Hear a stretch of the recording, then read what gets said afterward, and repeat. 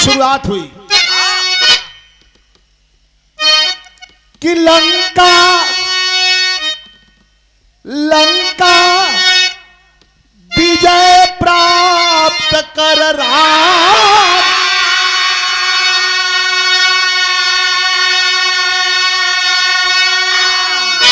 आवाज संभाल के पड़ कर जेकर पड़पड़ात होते बंद कर दे। वाह वाह पैसा में दिक्कत ना हम दे दे कि लंका विजय प्राप्त कर राम।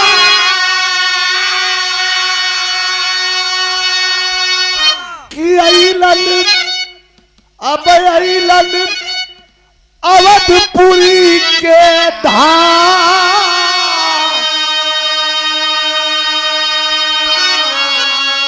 तो एक दिन कही जानकी एक दिन कही जानकी रघुबर से बिलठाम।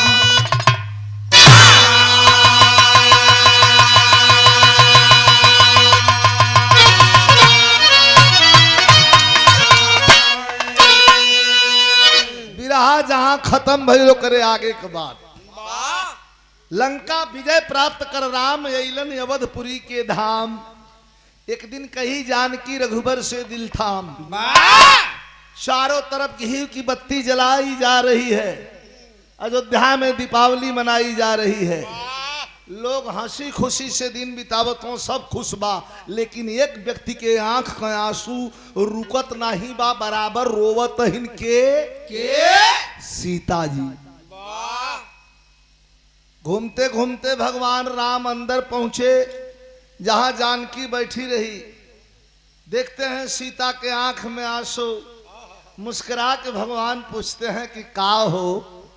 14 बरस तक रावण के लंका में रोवत रोवत तो है, रोवे के आदत पड़ गई बा का। अरे आज खुशी का दिन बा, रोवे का जरूरत हो, काहे रोवत हो। तब रोई के कहलिन सीता जी का कि जंगल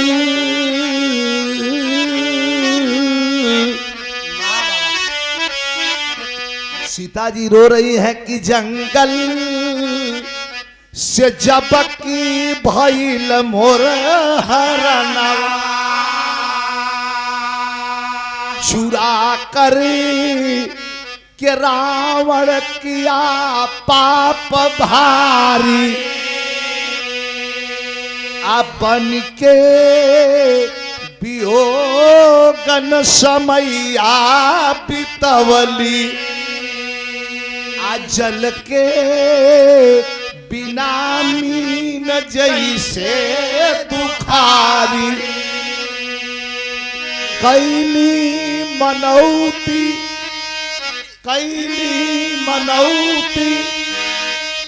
अहे धरती मैया। अरे कुशल से अयोध्या के पहुंचब दुआर। बुला 5 ब्राह्मण बुला 5 पंडित भोजनवा करैबे। कि मिलनवा से नूरवा से होई है मतारी।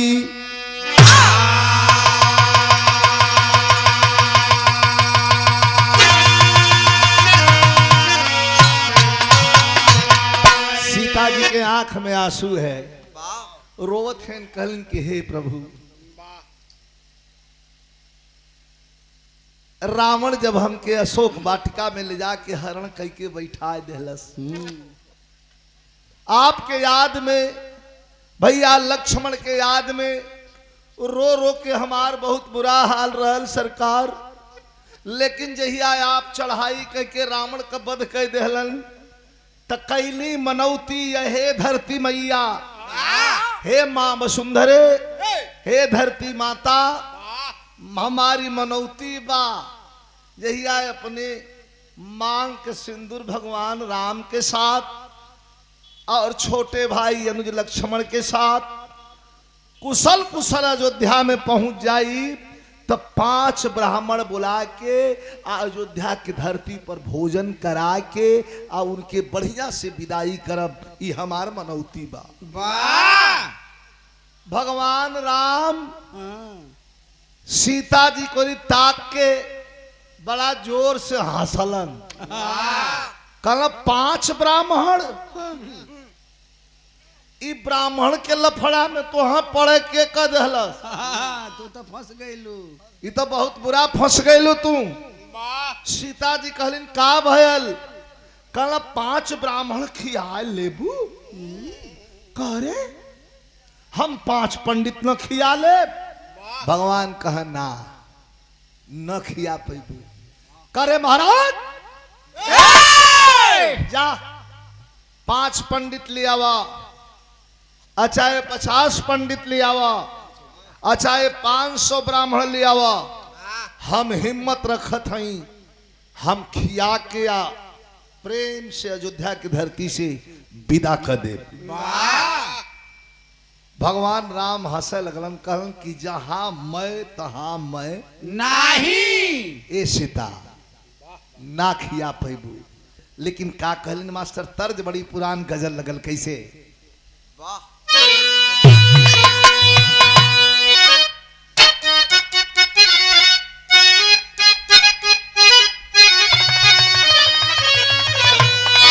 बड़ी पुरान गजल उस समय गवात रहल जब हमार बिरहा हैदर भाई से हो। हम गाई के बसीयत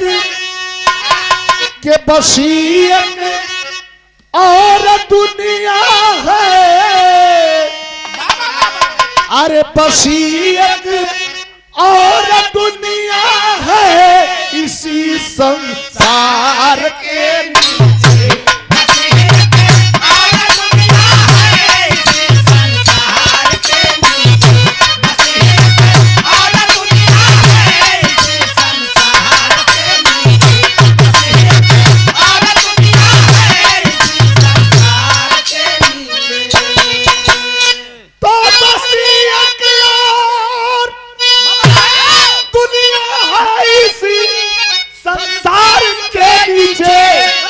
पड़ गया, अरे पड़ गया सतियों का झूला, कि पड़ गया सतियों का झूला कदम के डार के नीचे।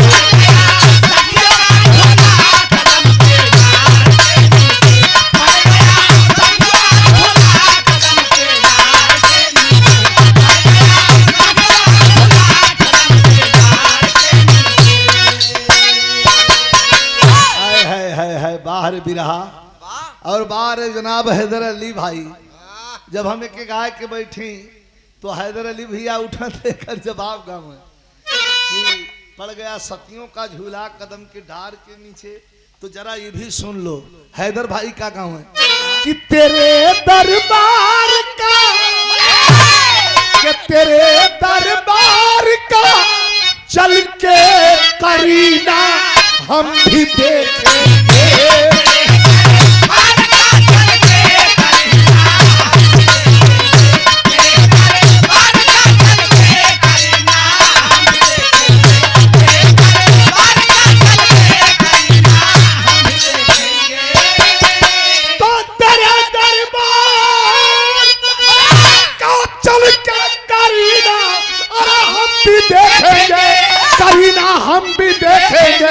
करीना हम भी देखेंगे कि अगर मर्जी हुई मालिक तो मदीना हम भी देखेंगे।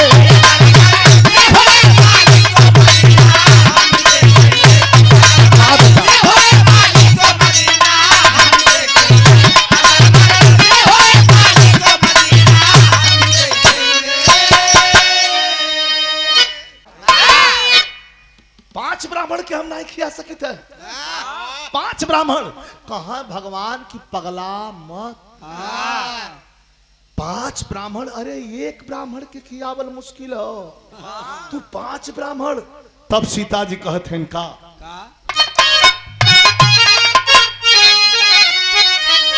का कहल कि कहे सीता, कहे सीता बिना दीपक, कहे सीता बिना दीपक उजाला हो नहीं सकता।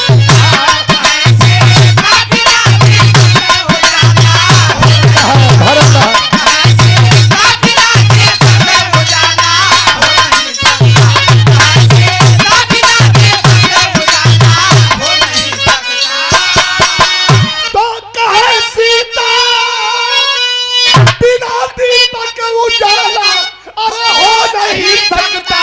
उजाला हो नहीं सकता।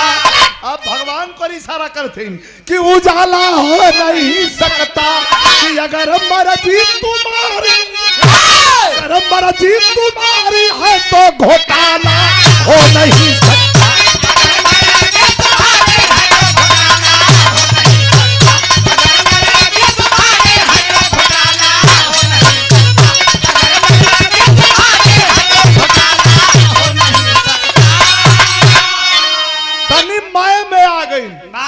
मैं मतलब तनी घमंड में आ गया। हाँ। 5 ब्राह्मण भगवान जा जा जा जा जा भगवान से कहते हैं सीता जी जा जा, एक थे मिले तो 1 लियावा, 5 मिले तो 5 लियावा, 50 मिले तो 50 पंडित लियावा, अब 500 मिले तो 500 पंडित लियावा, जा जा जा। भगवान बड़ा हैरत भरी नजर से सीता को ताकत हूं।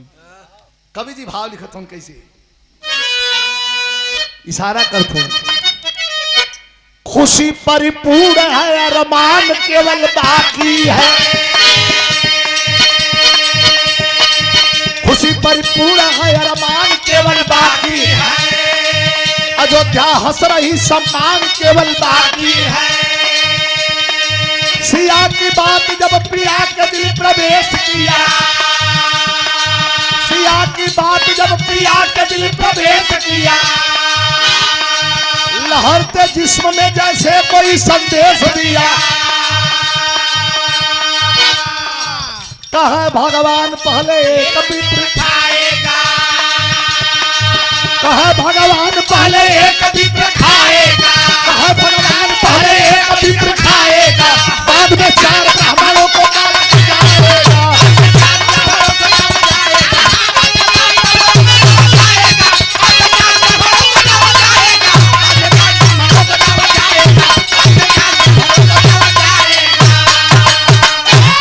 सुना, हबर हबर मत कर। पहले एक ब्राह्मण बुलाए देते, ओका प्रेम से खियाला, विदा कैला, एक बाद कहिया तो 500 बोला दे, कहिया तो 4 बोला दे, 5 को पूरा कर लिया, आने कहिया तो 49 बोला दे, 50 पूरा कर लिया। पहले एक थे तक खियाला टेस्ट। सीता जी कहा रे महाराज आपके हमरे ऊपर विश्वास नहीं बा का? कहा एकदम विश्वास बा। फिर इशारा करती हैं, हे प्रभु रिद्धि सिद्धि के बुला ले ले हैं भोजन वाले घर में। भोजन बन रहल बा 56 प्रकार का व्यंजन, जौन हमरे रसोई से व्यंजन का धुआं उठा था, ओकर आनंद देवी देवता आकाश में लेत हूं। आप जाए ले आवे, 1 ले आवे, 4 ले आवे, 49 ले आवे, चाहे 500 ले आवे, हम रेडी हैं। भगवान के मन में बड़ा आत्मकलान होता कहाँ है, जहां मैं तहां मैं नहीं, इनके अहंकार हो गया कि हम खिया ले खो जाए बदे चल दहलन। भगवान दिमाग लगावत होन कि एक कौनो ऐसा ब्राह्मण खोजी कि ओकर पेट ही का भरा आवत उल्टा ही नहीं का पेट भर दे, ऐसा ब्राह्मण खोजे के बदे चल दहलन। चलते चलते चलते चलते भगवान घोर जंगल में प्रभु श्री राम आ गए। भोजन अयोध्या में सचमुच बन रहा हो, घोर जंगल में भगवान एलन, वहां भी अयोध्या के बिजन के जौन बात हाँ खुशबू जंगल में भी आ रहा। भगवान बड़ा खुश हो, कहना अच्छा घबरा मत। खोजत खोजत कहाँ इलन मास्टर एक तर्ज लगल, एक आप बहुत पहले विरहा में गौले रहली, अपने विरहा तक सीमित रह गई। कैसे तनी से बढ़ के गीत का बोलबा, ए भैया कुआना, ए बाबू कुआना, कुआना पली पनिहारी न कुआना उमड़ा लयावे।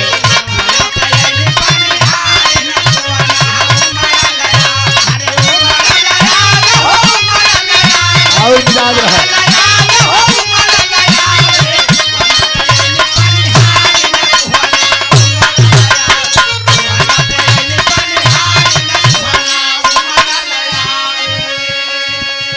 अरे वही रे कुआना पतुई गो बेटा हुआ।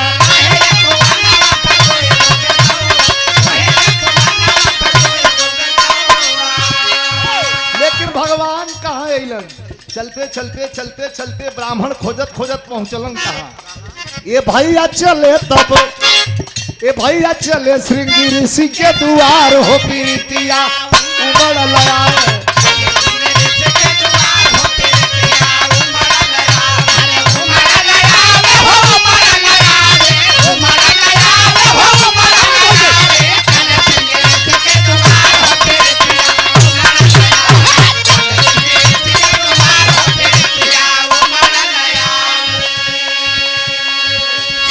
ऋषि के कुटिया पर पहुंचला भगवान।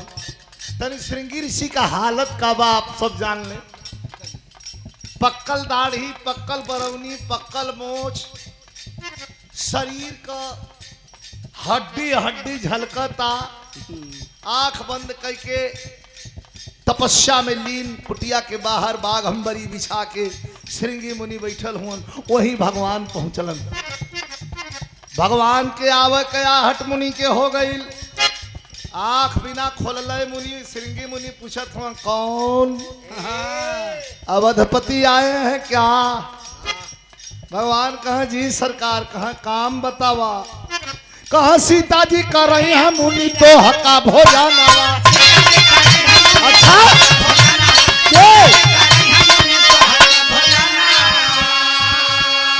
हे मुनि जी हमारे थे अर्जी स्वीकार करन सरकार। कहा सीता जी कर रही है मुनि तो हके भोजनवा।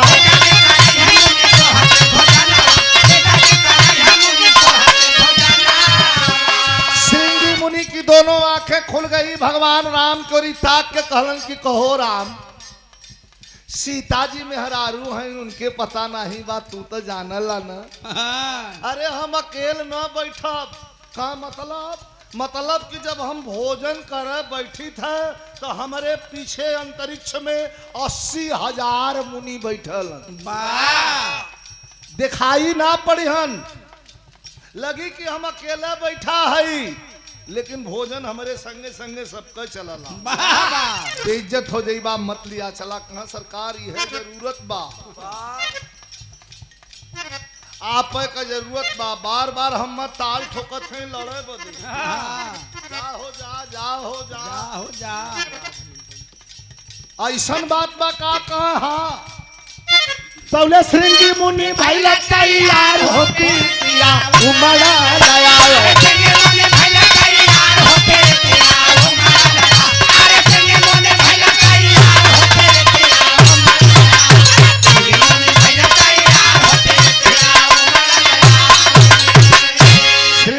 भैल तैयार हो। जब ऐसा है तोहार मन बा, तोहार मेहरारू नंगाए गए तो ठीक है लिया चला, लेकिन हमारे संगे 80,000 मुनि बैठी हैं। कहा चल जा सरकार।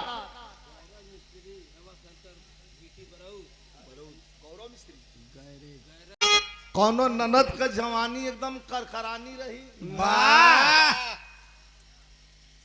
पहलवा बतौली है कि जवानी न होती है बस में किसी की, खुदा भी झुका है जवानी के आगे। मेहरारू परेशान बा, भौजी से कहले रहल जैसन सोना बतौली कि अरे कही दा भौजी भैया जी से अरे दे देते गवानावारा,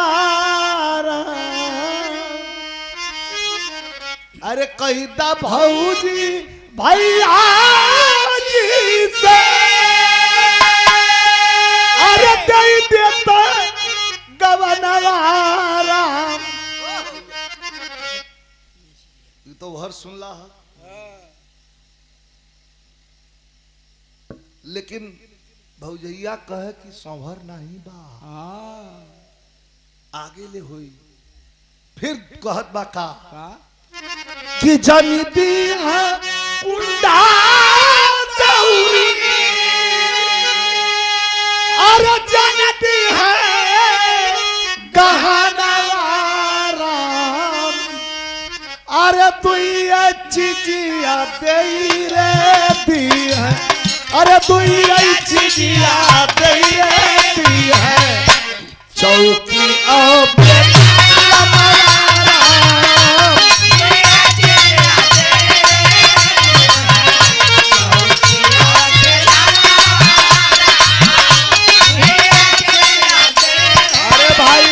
का हुई का दुइया चिजिया दे रहे है,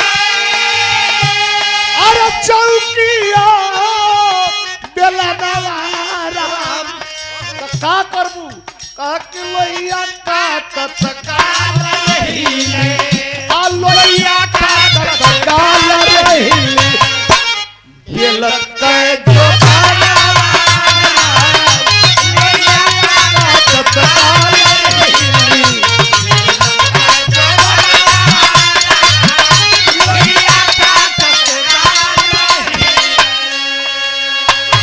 जो थरी से भैया का मन रहा, लेकिन आगे आगे भगवान राम और पीछे श्रृंगी मुनि हाथ में कमंडल लिए चल दिए। इतना भैया बैठल हुन, मामला दूसर बा।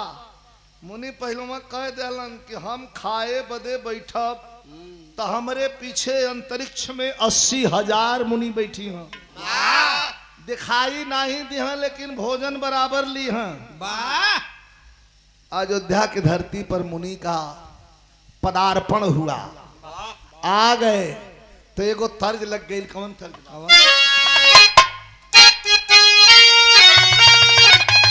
अरे गवाना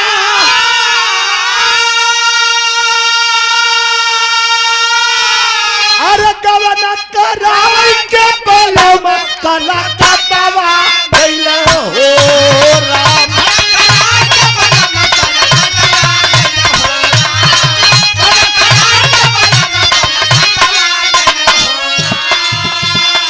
बजर करे जावा पिया के, भल बजर करे जावा पिया के निया मोहिया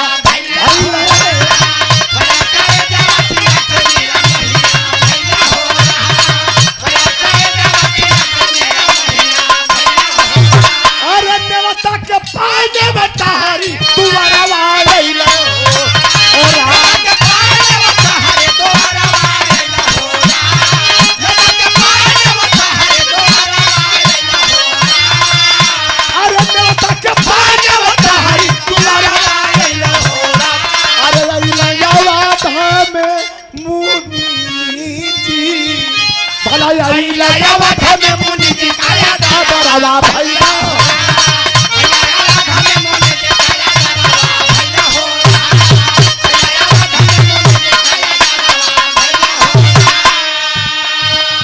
दरवाजा खुलवाते हैं भगवान राम। स्टोरी बिल्कुल फिल्मी स्टोरी जैसी है। भगवान राम के पीछे श्रृंगी मुनि हाथ में कमंडल लेके खड़े हैं। दरवाजा खोलिए, सीता जी दरवाजा खोल दे, लेकिन खाली अकेले भगवान लौकत हुवन राम।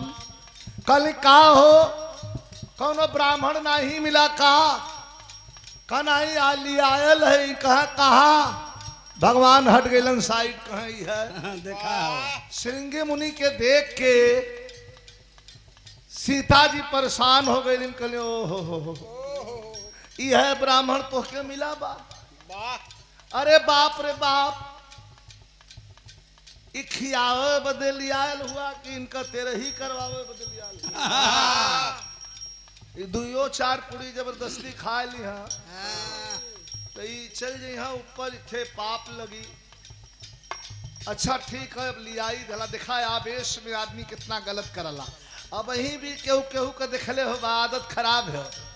दरवाजे पर गईले पर ये शानदार और पानीदार है वो लिया के एक लोटा पानी एक गिलास पानी रख दे पिया दे भैया पी ले। कुछ तो इतना ढीठ हवन कि वो पूछल कि पानी ओनी पियबा। कुछ इतना कल खाना तो खा के आ लेगा। ये कौन तरीका है यार। सीता जी पूछत हैं श्रृंगी मुनि से, ए मुनि जी पानी ले आई पिया दे कि इकट्ठा खाना खाई हाँ। अब ऐसे बढ़िया अपमान कुछ ना होला। मुनि जी समझ गए ओ इनके हम गढ़ू लगत है।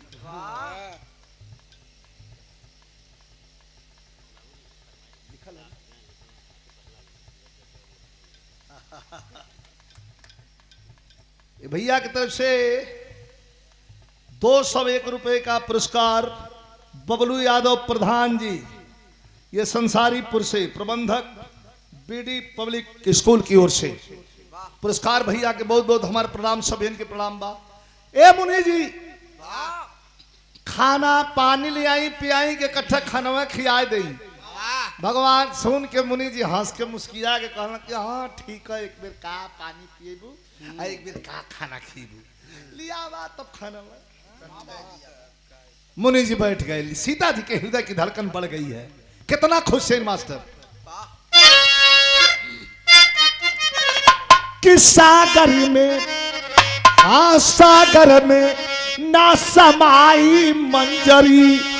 हाँ सागर में ना समाई मंजरी हर सलिंद नील सिया समंदर पाई।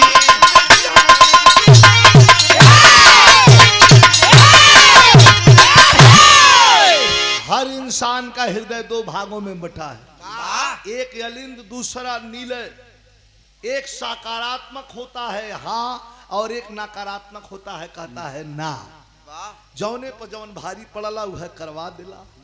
सीता जी के हृदय की धड़कन बढ़ गई। खुश हैं कि भगवान के कम से कम यकीन तो हो ही जाए कि हम 1 2 3 4 5 नहीं हम 2 4 500 ब्राह्मण खिया सकीला। मुनि जी बैठ गए तो जे तपस्वी बाओ के का दिन का रात का खाना का पीना का सोना बैठ के जौन बात हाथ में मनी माला लेके और फिर श्री हरि में डूब गई ना आंख बंद। जानकी जी करती क्या है मास्टर अहंकार है तो करके जानकी विचार खास पत्तल पसार। करके जानकी विचार खास पत्तल पसार। आ गई घरवा मझार जेवनार के लिए घरे में से पत्तल लिया के पतरी जरा ध्यान दिए विशेष भैया के बैठा हुआ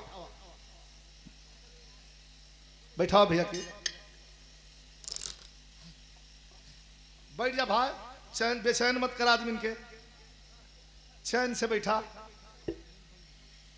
का घट गल है जौन रात भर ना हल भयल बोल दा हमें में बोल दे सुना दा आदमी के। खाना के पहले तो पतरिया रखा लेना तो करके जानकी विचार खास पत्तल पसार।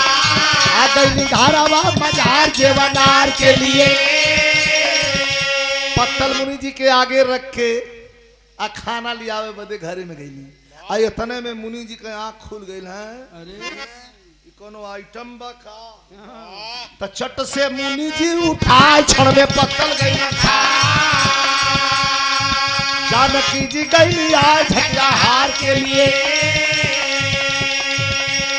पतरी रख के घरे में जब ही खाना लियावे बदे जाते आ तोले मुनि जी के आँख खुल गई। पतरी आगे देखलन उठा के लपेट के मुंह में डलना, डाल के ठेमुरी से ठेल देना। सीता जी लगल परात के पूरी सब्जी 56 प्रकार के व्यंजन लेके अइली, कितना खाई। आज जब अइली पजरे टट्टी की अखिया फिराए थी का पत्थर ना देखा। अरे मोरी माई अब पतरिया रखले रहली, ई पतरिया भइल का, अगल बगल कोनो जीव जंतु हइए नहीं, ई पतरिया भइल का। कभी कहत हूं कि चट से मुनि जी उठाए छड़ में पत्तल गई खा, आ जानकी जी गई आज यहाँ के लिए।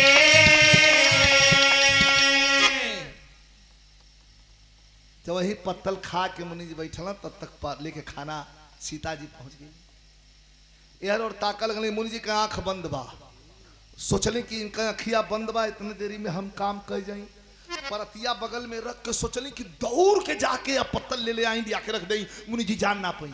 आज जब वहीं रख के परात घूमली हाँ, अतले मुनि जी का आंख फिर खुल गई। कल वो मेरी तो सूखा आइटम रहल हो, सलाद का असली आइटम ही बा। कमांडर का पानी हाथ में उठाए, एक बार खाली वही पे घुमौलो आ कहला कि हे मुनि लोग तैयार हो जाओ, ना मिला उर्कुनी चुरकुनी कुलापन सधावा, उड़ी मत जोहा। एक बार खाली हाथ मुनि जी घुमौला, हरी कमाया, मुंह पर लगौला, पूरा परात साफ एकदम जनात बा की माज के रखल है। पथरी लेके सीता जी अइलिन त ताक लगली, एक बार पथरी ताकत रही, एक बार मुनि का खनवा भयल का। तोले मुनि जी के आंख खुल गई, ए सीता डरा गई। हाँ सरकार, तो क्या नौटंकी है, लाओ खाना खिलाओ। हाँ सरकार, कहीं पतरी कहे पारे भाड़ में जाए, पतरी परतिये से ले आओ। लिया वा। अब लगलिन दौड़, लगलिन दौड़, एक परात, एक परात, दुई परात, 3 परात, 4 परात, 10, 20, 25, 50 परात, एकदम दौड़त दौड़त थक गई। अब परात लेके अब ऐसे रामचंद्र जी आके सीत मुनि जी के सामने खड़ा होके रखा, खाना बढ़ाओ, राशन बढ़ाओ। रिद्धि सिद्धि पूछले कय ठे खाए वाला हुआ, खाना बढ़ाओ, राशन बढ़ाओ, कैले हूँ परात का परात ले जाते हूँ, पता ही नहीं चलता कितना खवैया हुआ। कहला एक है, अरे रिद्धि सिद्धि का कान खड़ा, कह अरे मोरी माई एक ठे ऐसा खाए वाला कैलाशों पर आए रहा, 1 महीना खैले सोकर पेटे न भरल, गोड़े गिरे के पड़ल। वह तो नाना हो, वह नाना बा दिखावा हमन के। रिद्धि सिद्धि आके दीवाल के आड़े से छीप के जब तकलिन, सीता जी के मुंह को ताक कर रिद्धि सिद्धि कहलिन, आप बहुत गलत जगह फंस गए। कई महीना बैठल रही, उठी ना। सीता जी के अच्छा क्योंकि तबीयत खराब बा, कोनो रोग बा, के कह दा कि तू बचबे न करबा तो वो पहले में मर जाई। सीता जी और परेशान हो गई, तले भगवान आ गई बाबा। 1 गोली आवा, 5 गोली आवा, 500 लियावा, क्या हुआ खिलाओ। कल सरकार खिलाओ थी, कहा कैसे खिलाओ थी, न आगे खाना बा, न आगे पानी बा, न आगे पथरी बा, न आगे पूरी बा, कैसे खिलाओ थी। सीता जी रो लगली, कहा सरकार 2-4 पूरी ले तब नहीं, एक परात एक मेरे लिए था। भगवान कहा ई तो गड़बड़। तर्ज यहाँ दिखा लग गई, माता बहन लोगन को गीत, माता बहन लोग अपने लाइन से गीत गावेली, कितनों गाड़ी दे दी, हाँ सबके नीक लगे। ऐसे केहू के केहू गाड़ी दे दे, अरे भैया गोजी चल जाएगी। लेकिन माता बहन लोगन का गीत जब सिंदूर दान होवे लगी तो वहां दूसर गीत गई है, परिछावन हो, तो वहां दूसर जैसे परिछावन हुई, शुरुआत में बारात लगी तो उस समय गावेलिन का गावेली का के करी बसिया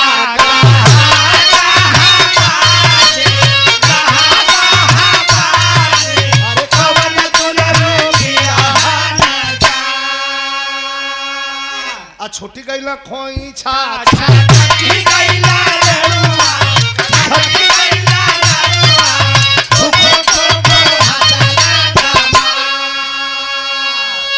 कितनों गरियावत रहा केहू बुरा न मान ना आ सिंदूर दान के समय का गई है बदल दिया। जो आज का नई लड़की है बदल दिया। ओके बदल पहले शुरुआत में गवात रहल कि खाता आई गयो, अरे खाता आई गयो सहारा बनारस से खाता आई गयो, खाता आई गयो सहारा बनारस से खाता आई गयो, खाता आई गयो सहारा बनारस से खाता आई गयो। ध्यान का कवि के होला मेहरगोन का हम आज था ना हम आने तो कवि से लिखवाइला ऊ का गावेली खत लिखला कि ना लिखावेला कि ना, बहिन बेचेला कि ना बेचावेला कि ना, जंघा जोड़ला कि ना जोड़ावेला कि ना, हाउ तोवेला कि ना तोवेला कि ना, खत आई गयो। अतले बगल में बैठल यहाँ पुरनकी माता बहिन उन नैकिन के गरियावे लगे हट हम जगावे दे तो उ लोग के काकी के कम कह से मतलब तो मंत्रा से बाना व्याकरण से कोनो मतलब बाना पुराने जमाने का पुराना ख्याल तो उ का कही हां का कुछ आज मारेगा कुछ काल मारेगा कुछ दिया देवारी के बाद मारेगा खतराए गए। अतवले आजकल का नई लड़की जो हाई स्कूल इंटरमीडिएट के छात्रा है बहनी बिटिया छटक के यहाँ माइक हाथे से छीन लिया कहला पूरा इज्जत का पाह लोग लगा दिया। एक अक्षर से भेंट तबाना मारेगा मारोगो यह गावे के तोलों के तो छटक के यहाँ जो सोना के उम्र करे तो बरतिहन के देख के गावे लगे हन छटक के यहाँ का गई हन कि मोती झलक है, अरे मोती झलक है लाली महलिया में, मोती झलक है लाली महलिया में, मोती झलक है लाली महलिया में। अरे ओ my dear come to here open लहंगा सटदी दो समय लगेगा 24 मोती झलक तमाम गीत गई हैं लेकिन आजकल का सिंदूरदान पर बहन बिटिया लोग गावत हैं जो पढ़ल लिखल लड़की है। तर्ज कौन बा मास्टर?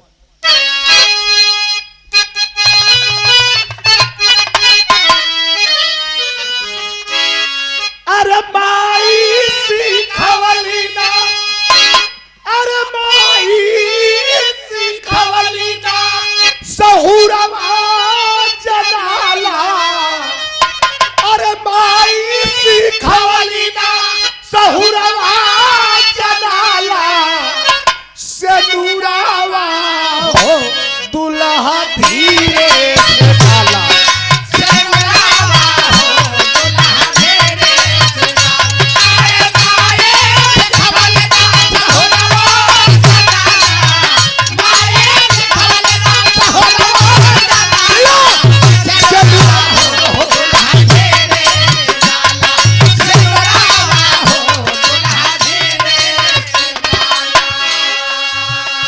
लेकिन भगवान राम सीता जी से कहें का करते हो का कहें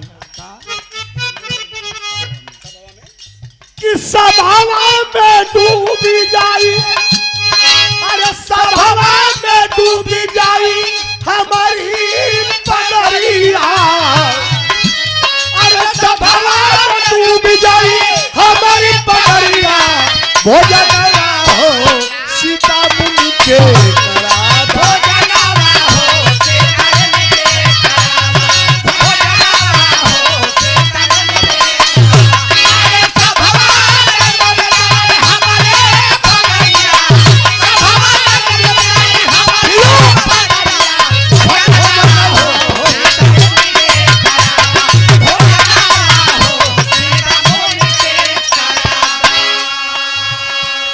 करावा भोजन सीता जी कहाँ करावत है एक परात एक बेर था वो जोन बनावा वाली रहलिन देवी भाग खड़ी भइलिन का का अगवा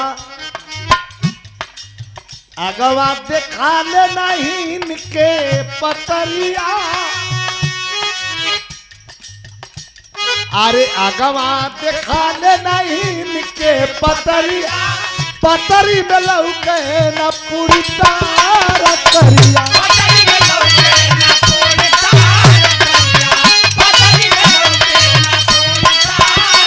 अरे लाल भाईली मुनिवर अरे लाल भाईली मुनिवर भला लाल भाईली मुनिवर का दूनो नजरिया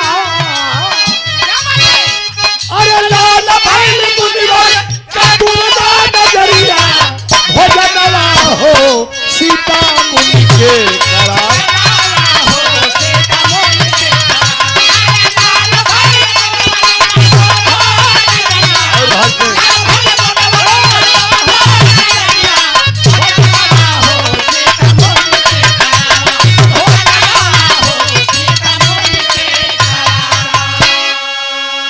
करा खुल गए। अरे राम मैंने पहले ही कहा था कि मत ले चलो मुझे मत ले चलो तो लगला कहे कि चैलेंज देते ए सीता सीता जी गन गन गन गन कांपत थी भगवान राम के पीछे पकड़ के खड़ी है कि सरकार कैसो इज्जत बचावा आ इनके यहाँ से हटावा कहा कि नाही पहले चल के इन्हें पवावा का मनौती कितना कबा 5 का ना छोड़ा 50 500 5 का तो तुहार मेन मनौती बा तो एक हो गल 4 गो ऐसा और धैल लिया सीता जी गोड़ धैल सरकार कल वो 4 के फूंक दा जरा पहले एके हटावा यहाँ से ये माने के तैयार ना बयावत मेरी ना छू मंत्र खा था भगवान शंख पद्म गदा लेके और चतुर्भुज रूप में श्रृंगी मुनि के सामने खड़े हो गए। दर्शन हुआ मुनि जी चरण में गिर पड़े। आ गिरले के बाद ई देखा ढिठई मुनि जी कहत हुआ ए भगवान ई तो हमरे भक्ति का फल रहा कि तुहार दर्शन भयल यहाँ भोजन का फल पानी अपनिया जब ले न पियो तो ले हम जाई बोई ना भगवान कहा कि पानी तो के पियाई कहा पियाई एकर मतलब का जुग बदल जाई का जुग बदल जाई कब पियई है कैसे पियई है बता मैं बढ़ जा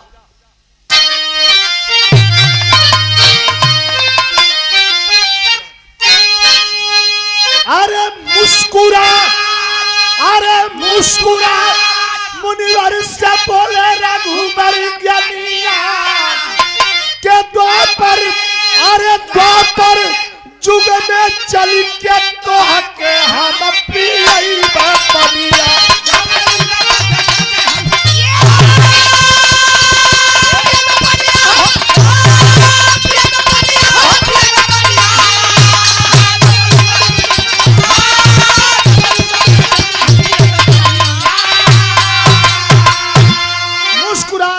से बोले रघुबर ज्ञानिया द्वापर जुग में चल के तोहके हम पिए पनिया। हे ऋषिराज भोजन कम मिलल बेसी मिलल क्षमा करें आपके कोई का खियाई तो द्वापर युग में पानी पियाई कहा कब कैसे कहानी त्रेता से द्वापर में गई तो द्वापर युगवा में भइला कृष्ण अवतार हो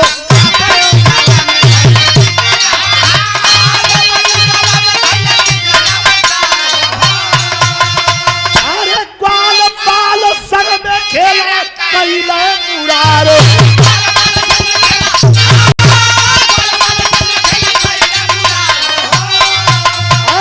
अरे पूजवाए गोवर्धन गिरी को काधा सनिया के द्वापर जुग में चल के तोहके पियई बापा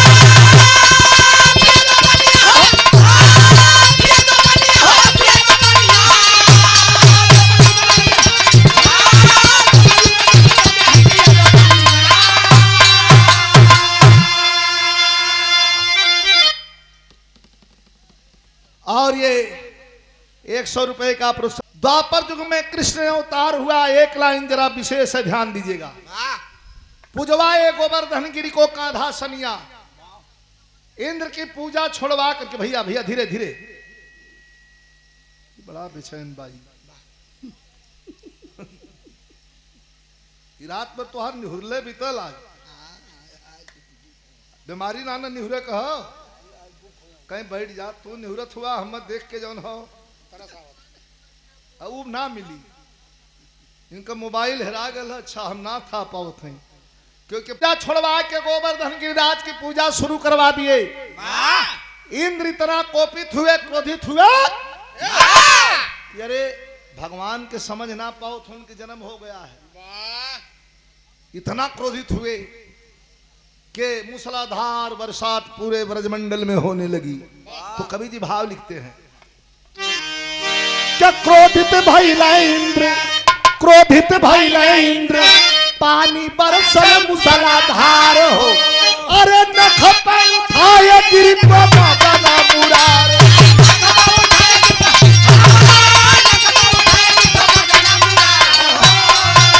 अरे फेंक के मुरली, अरे फेंक के मुरली, मुनिवर को बुलाए दनिया, के तो पर जुग में चल के तो के हम पिए बाप।